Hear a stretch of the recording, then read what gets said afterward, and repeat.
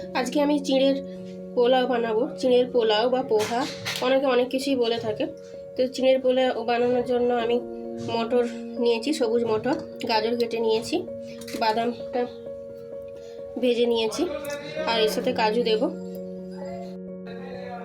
নমস্কার, আপনারা সবাই কেমন আছেন? সময় সুনয়নের একটি নতুন ব্লগে আপনাদের সবাইকে স্বাগত। তো আজকে আমি চিঁড়ের পোহা বানাবো। দেখুন আমি কেমন করে বানাই।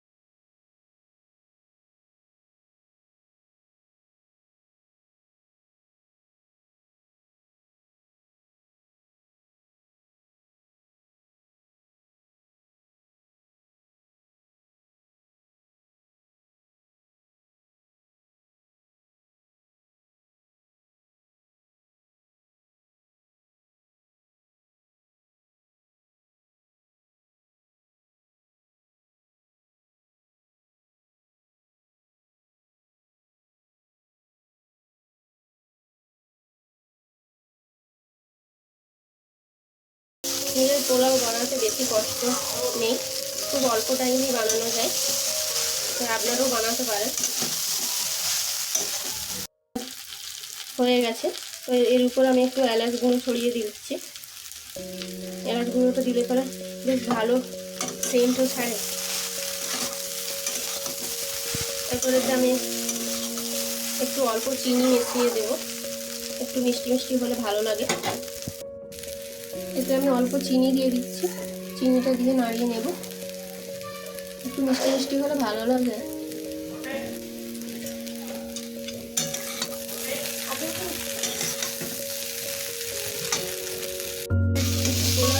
কমপ্লিট হয়ে গেছে, এটা আমি এবার নামিয়ে নেব। টিফিন নিয়ে যাবে, তার জন্য একটু চিঁড়ের পোলাও বানিয়েছি, চিঁড়ের পোলাওটা দিয়ে দিচ্ছি। আমি হটপটের মধ্যে রেখে দিয়েছি, তাহলে একটু গরম থাকবে। আমার ভিডিওটি যদি আপনাদের ভালো লাগে থাকে তাহলে লাইক, কমেন্ট, শেয়ার করবেন, আর অবশ্যই সাবস্ক্রাইব করবেন।